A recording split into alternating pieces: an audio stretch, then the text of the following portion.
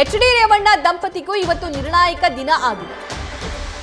ಮಾಜಿ ಸಚಿವ ರೇವಣ್ಣ ಪತ್ನಿ ಭವಾನಿಗೂ ಸಾಕಷ್ಟು ಟೆನ್ಷನ್ ಇದೆ, ಬಂಧನ ಭೀತಿ ಇತ್ತು. ಸೊ ಹಾಗಾಗಿ ನಿರೀಕ್ಷಣಾ ಜಾಮೀನನ್ನ ಅರ್ಜಿಯನ್ನ ಸಲ್ಲಿಕೆ ಮಾಡಿದ್ರು. ಆ ಅರ್ಜಿಯ ವಿಚಾರಣೆ ಕೂಡ ಆಗಿದೆ. ಇವತ್ತು ಭವಾನಿ ನಿರೀಕ್ಷಣಾ ಜಾಮೀನು ಅರ್ಜಿಯ ಆದೇಶವನ್ನ ನ್ಯಾಯಾಧೀಶರು ಪ್ರಕಟ ಮಾಡ್ತಾರೆ. ಆದೇಶವನ್ನ ಪ್ರಕಟ ಮಾಡಲಿರುವಂತಹ ಜನಪ್ರತಿನಿಧಿಗಳ ವಿಶೇಷ ನ್ಯಾಯಾಲಯ. ಸದ್ಯ ಬಂಧನ ಭೀತಿಯಲ್ಲಿರುವ ಭವಾನಿ ರೇವಣ್ಣಗೆ ಟೆನ್ಷನ್ ಇದೆ. ಅವರಿಗೆ ಬಂಧನ ಭೀತಿ ಮುಂದುವರಿಯುತ್ತಾ ಅಥವಾ ಬೇಲ್ ಸಿಗುತ್ತಾ ಅಂತ ಈ ಬಗ್ಗೆ ಮತ್ತಷ್ಟು ಮಾಹಿತಿಯನ್ನ ನಮ್ಮ ಪ್ರತಿನಿಧಿ ಪ್ರಜ್ವಲ್ ನೀಡ್ತಾರೆ. ಕೇವಲ ಪ್ರಜ್ವಲ್ ರೇವಣ್ಣ ಬಂದಿರೋದು ಮಾತ್ರವಲ್ಲ, ಭವಾನಿ ಅವರಿಗೂ ಕೂಡ ಇವತ್ತು ನಿರ್ಣಾಯಕ ದಿನ. ವಾದ ಪ್ರತಿವಾದವನ್ನ ಆಲಿಸಿರುವ ಜನಪ್ರತಿನಿಧಿಗಳ ವಿಶೇಷ ನ್ಯಾಯಾಲಯ ಆದೇಶವನ್ನ ಇವತ್ತಿಗೆ ಕಾಯ್ದಿರಿಸಿತ್ತು. ಎಷ್ಟೊತ್ತಿಗೆ ಆದೇಶ ಬರುತ್ತೆ, ಏನೆಲ್ಲ ಆಗಬಹುದು?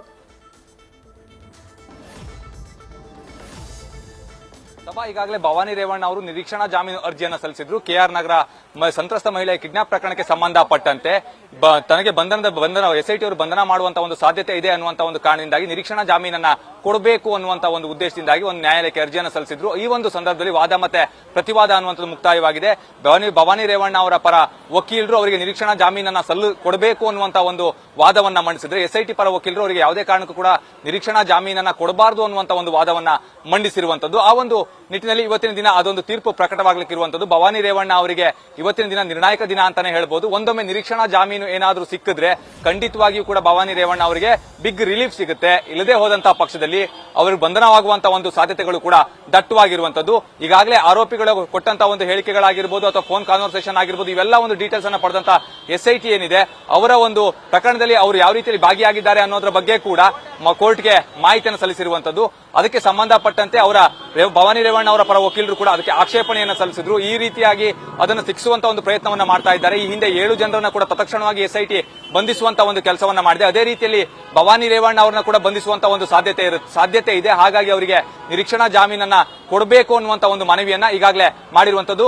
ಆ ಒಂದು ಹಿನ್ನೆಲೆಯಲ್ಲಿ ವಿಶೇಷ ಜನಪ್ರತಿನಿಧಿಗಳ ನ್ಯಾಯಾಲಯದಲ್ಲಿ ಈ ಒಂದು ಅರ್ಜಿಯ ವಿಚಾರಣೆ ಆಯಿತು. ಅದೇ ರೀತಿಯಲ್ಲಿ ಇವತ್ತು ತೀರ್ಪು ಕೂಡ ಪ್ರಕಟವಾಗುತ್ತೆ. ಹಾಗಾಗಿ ಯಾವ ಒಂದು ತೀರ್ಪು ಬರುತ್ತೆ ಅನ್ನೋದನ್ನ ಕಾದು ನೋಡಬೇಕಾಗಿರುವಂತದ್ದು. ಸದ್ಯದ ಮಟ್ಟಿಗೆ ಭವಾನಿ ರೇವಣ್ಣ ಅವರಿಗೆ ತೀರ್ಪು ಬರೋವರೆಗೂ ಕೂಡ ಸಾಕಷ್ಟು ಟೆನ್ಷನ್ ಅನ್ನುವಂಥದ್ದಿದೆ. ಒಂದೊಮ್ಮೆ ನಿರೀಕ್ಷಣಾ ಜಾಮೀನು ಅರ್ಜಿ ಏನಾದ್ರೂ ವಜಾ ಆದ್ರೆ ಖಂಡಿತವಾಗಿಯೂ ಕೂಡ ಅವ್ರನ್ನ ಎಸ್ಐಟಿ ಬಂಧಿಸುತ್ತೆ. ಅನಂತರದಲ್ಲಿ ಅವರನ್ನ ಕಸ್ಟಡಿಗೆ ಪಡೆದು ವಿಚಾರಣೆ ಮಾಡುವಂತ ಒಂದು ಕೆಲಸವನ್ನ ಕೂಡ ಮಾಡಬಹುದು. ಆ ಒಂದು ನಿಟ್ಟಿನಲ್ಲಿ ಭವಾನಿ ರೇವಣ್ಣ ಅವರ ಭವಿಷ್ಯ ಏನಿದೆ 11 ಗಂಟೆ ನಂತರದಲ್ಲಿ ನಿರ್ಧಾರವಾಗುವಂತ ಒಂದು ಸಾಧ್ಯತೆ ಇದೆ. ನ್ಯಾಯಾಧೀಶರು ಯಾವ ರೀತಿಯ ಒಂದು ತೀರ್ಪನ್ನ ಕೊಡ್ತಾರೆ ಅನ್ನುವಂಥದ್ದನ್ನ ಕಾದು ನೋಡಬೇಕಾಗಿರುವಂತದ್ದು. ಸಭಾ ಪ್ರಜ್ವಲ್, ಇಲ್ಲಿ ಭವಾನಿ ಅವರಿಗೆ ಬೇಲ್ ಮಂಜೂರಾದ್ರೆ ಅವರು ಬಚಾವಾದಂಗೆ, ಅಂದ್ರೆ ರಿಲೀಫ್ ಸಿಕ್ಕಂತಾಗುತ್ತೆ. ಇನ್ ಕೇಸ್ ಅದು ಏನಾದ್ರೂ ರಿಜೆಕ್ಟ್ ಆದ್ರೆ ಎಸ್ಐಟಿ ಅಧಿಕಾರಿಗಳು ಹೇಳ್ತಾ ಇರುವಂತದ್ದು ನಾವು ಅವ್ರಿಗೆ ನೋಟಿಸೇ ನೀಡಿಲ್ಲ, ಸೊ ಅರೆಸ್ಟ್ ಮಾಡಲ್ಲ ಅನ್ನುವಂತಹ ಮಾತನ್ನ ವಾದವನ್ನ ನ್ಯಾಯಾಲಯದಲ್ಲಿ ಮಂಡಿಸಿದ್ರು. ಸೊ ಏನಾಗಬಹುದು ಅಂತ ಅನ್ಸುತ್ತೆ? ಬೇಲ್ ಸಿಗದೇ ಇದ್ದಂತಹ ಸಂದರ್ಭದಲ್ಲಿ ಅವ್ರನ್ನ ಅರೆಸ್ಟ್ ಮಾಡುವಂತ ಚಾನ್ಸಸ್ ಎಷ್ಟಿದೆ? ಖಂಡಿತವಾಗಿಯೂ ಕೂಡ ಸಭಾ ನಾವು ನೋಟಿಸ್ ಅನ್ನ ನೀಡಿಲ್ಲ, ಆದ್ರೂ ಕೂಡ ಅವರು ಯಾಕೆ ನಿರೀಕ್ಷಣಾ ಜಾಮೀನು ಅರ್ಜಿಯನ್ನು ಸಲ್ಲಿಸಿದ್ದಾರೆ ಅನ್ನುವಂತ ಒಂದು ಪ್ರಶ್ನೆಯನ್ನ ಎಸ್ಐಟಿ ಪರ ವಕೀಲರು ನ್ಯಾಯಾಲಯದಲ್ಲಿ ಮಾಡ್ತಾರೆ. ಆ ಸಂದರ್ಭದಲ್ಲಿ ಭವಾನಿ ರೇವಣ್ಣ ಅವರ ಪರ ವಕೀಲರು ಕೂಡ ಒಂದು ಮಾತನ್ನ ಹೇಳ್ತಾರೆ. 7 ಜನರನ್ನ ಬಂಧಿಸಿದ್ದಾರೆ, ತತ್ಕ್ಷಣದಲ್ಲೇ ಬಂಧಿಸುವಂತ ಒಂದು ಕೆಲಸವನ್ನ ಮಾಡಿದ್ದಾರೆ. ಅದೇ ರೀತಿಯಲ್ಲಿ ಎಸ್ಐಟಿ ಭವಾನಿ ರೇವಣ್ಣ ಅವರನ್ನ ಬಂಧಿಸುವಂತ ಒಂದು ಭಯ ಇದೆ. ಹಾಗಾಗಿ ಅವರಿಗೆ ನಿರೀಕ್ಷಣಾ ಜಾಮೀನನ್ನ ಕೊಡಬೇಕು ಅನ್ನುವಂತ ಒಂದು ವಾದವನ್ನ ಅವರು ಮಂಡಿಸಿರುವಂತದ್ದು. ಒಂದೊಮ್ಮೆ ಬೇಲ್ ಇವತ್ತು ನಿರೀಕ್ಷಣಾ ಜಾಮೀನು ಏನಾದ್ರೂ ಸಿಗದೇ ಇದ್ರೆ ಖಂಡಿತವಾಗಿಯೂ ಕೂಡ ಎಲ್ಲಾದ್ರೂ ಅಂದ್ರೆ ಎಸ್ಐಟಿ ಅಧಿಕಾರಿಗಳು ಭವಾನಿ ರೇವಣ್ಣ ಅವರನ್ನ ಬಂಧಿಸುವಂತ ಒಂದು ಸಾಧ್ಯತೆ ದಟ್ಟವಾಗಿದೆ ಅಂತಾನೆ ಹೇಳ್ಬೋದು. ಕಾರಣ ಏನು ಅಂತ ಹೇಳಿದ್ರೆ, ಆರೋಪಿಗಳ ವಿಚಾರಣೆ ವೇಳೆಯಲ್ಲಿ ಭವಾನಿ ರೇವಣ್ಣ ಅವರ ಒಂದು ವಿಚಾರ ಏನಿದೆ ಅದು ಪ್ರಸ್ತಾಪ ಆಗಿದೆ ಅನ್ನೋದ್ರ ಬಗ್ಗೆ ಎಸ್ಐಟಿ ಪರ ವಕೀಲರು ನ್ಯಾಯಾಲಯದ ಗಮನಕ್ಕೂ ಕೂಡ ತಂದಿದ್ದಾರೆ. ಹಾಗಾಗಿ ಅವರಿಗೆ ಒಂದು ಕಡೆ ಭಯ ಅಂತೂ ಇದ್ದೇ ಇರುತ್ತೆ. ಒಂದೊಮ್ಮೆ ಬೇಲೇನಾದ್ರೂ ನಿರೀಕ್ಷಣಾ ಜಾಮೀನು ಏನಾದ್ರೂ ರಿಜೆಕ್ಟ್ ಆಯಿತು ಅಂತ ಹೇಳಿದ್ರೆ ಅವರನ್ನ ಆ ಕೂಡಲೇ ಬಂಧಿಸುವಂತ ಒಂದು ಸಾಧ್ಯತೆ ದಟ್ಟವಾಗಿರೋದ್ರಿಂದಾಗಿ ಭವಾನಿ ರೇವಣ್ಣ ಅವರು ಇವತ್ತು ನಿರೀಕ್ಷಣಾ ಜಾಮೀನು ಅರ್ಜಿಯ ಒಂದು ತೀರ್ಪಿಗಾಗಿ ಕಾಯ್ತಾ ಇದ್ದಾರೆ ಅಂತಾನೆ ಹೇಳ್ಬೋದು. ಸಭಾ ಇಲ್ಲಿ ಪ್ರಮುಖವಾಗಿ ನೋಟಿಸ್ ಅನ್ನ ಕೊಟ್ಟಿಲ್ಲ ಅಂತ ಅಂದ್ರೂ ಕೂಡ ಅವ್ರನ್ನ ಬಂಧಿಸಬಾರದು ಅನ್ನುವಂಥದ್ದು ಯಾವುದೇ ರೀತಿಯಲ್ಲೂ ಕೂಡ ಇಲ್ಲ. ಹಾಗಾಗಿ ಅವರು ನಿರೀಕ್ಷಣಾ ಜಾಮೀನು ಅರ್ಜಿಯನ್ನ ಇಲ್ಲಿ ಸಲ್ಲಿಕೆಯನ್ನ ಮಾಡಿರುವಂತದ್ದು. ಇಲ್ಲದಿದ್ದಂತ ಪಕ್ಷದಲ್ಲಿ ಅವರು ನಿರೀಕ್ಷಣಾ ಜಾಮೀನು ಅರ್ಜಿಯನ್ನ ಸಲ್ಲಿಕೆ ಮಾಡುವಂತ ಒಂದು ಪ್ರಮೇಯವೇ ಬರ್ತಾ ಇರಲಿಲ್ಲ. 7 ಜನ ಆರೋಪಿಗಳನ್ನ ಕೂಡ ಎಸ್ಐಟಿ ಯಾವುದೇ ಒಂದು ನೋಟಿಸ್ ಅನ್ನ ನೀಡದೆ ಕೆಲವರನ್ನ ಬಂಧಿಸುವಂತ ಒಂದು ಕೆಲಸವನ್ನ ಮಾಡಿತ್ತು.